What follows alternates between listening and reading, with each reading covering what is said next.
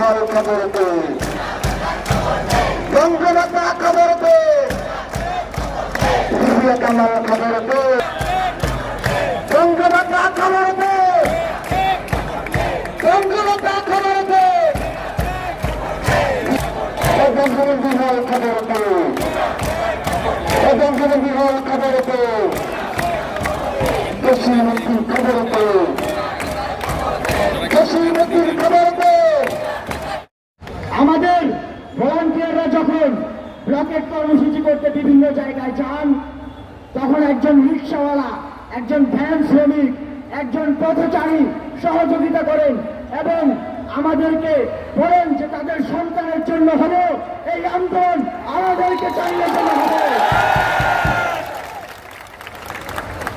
ছাত্রদেরকে অনেক সময় স্বার্থপর হিসেবে বলা হয়, আমাদেরকে অনেকে বলার চেষ্টা করেন যে ছাত্ররা যখন তাদের স্বার্থের প্রশ্ন আসে তখনই শুধু কথা বলে।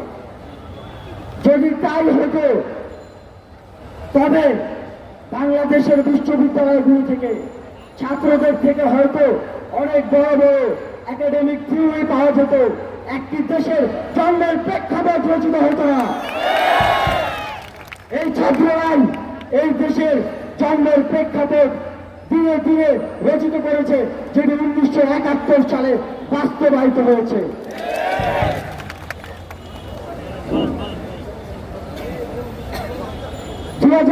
সালে আমাদের আন্দোলনের প্রেক্ষিতে যে পরিপত্রটি দেওয়া হয়েছিল, হাইকোর্ট মনে করে সেটি একটি অসম্পূর্ণ পরিপত্র এবং সেটি বাতিল করা হয়েছে।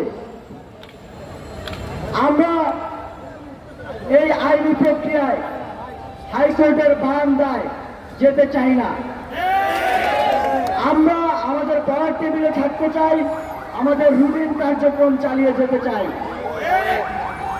ছাত্ররা কিন্তু এই কোটা ইস্যুতে তাদের রায় রাজপথে জানান দিয়ে যাচ্ছে এবং জানান দিয়ে যাবে যতদিন না আমাদের দাবি না মেনে নেওয়া হয়। আমাদের দাবি অত্যন্ত সুস্পষ্ট।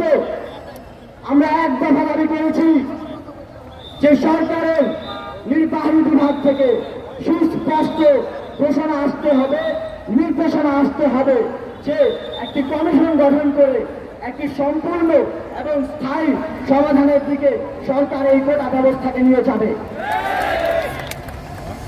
সংগ্রামী বন্ধুগণ, আমাদের আগামীকালকের কর্মসূচি বিকাল 3:30 থেকে বাংলাদেশের প্রতিটি আনাচে কানাচে, প্রতিটি রাজপথে, প্রতিটি রেল লাইনে শিক্ষার্থীরা বাংলা ব্লকেট কর্মসূচি অব্যাহত রাখবে।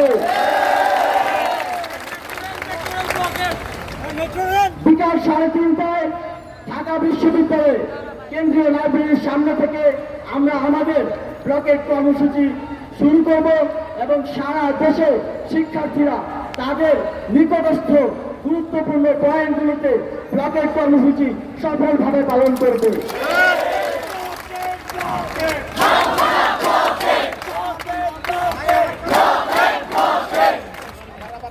সংগ্রামী বন্ধুগণ, আপনারা দেখেছেন গতকাল আমাদের এক ঘোষণায় সারা দেশে আজ একটিও ট্রেন তাদের চাকা ঘোরাতে পারেনি। এটি ছাত্র সমাজের জয় এবং ছাত্র সমাজ যে আন্দোলন করে তাদের দাবি ছিনিয়ে নিতে পারবে এর একটি প্রমাণ বলে আমরা মনে করি। আমরা নির্বাহী বিভাগকে বলতে চাই, অতি দ্রুত সময়ের মধ্যে আমাদের দাবিটি মেনে নিন, যাতে আমরা পড়ার টেবিলে ফিরে যেতে পারি, যাতে এই রোগ্য খরতাপে আমাদেরকে পড়তে না হয় এবং তথাকথিত জনদুর্ভোগেরও সৃষ্টি না হয়।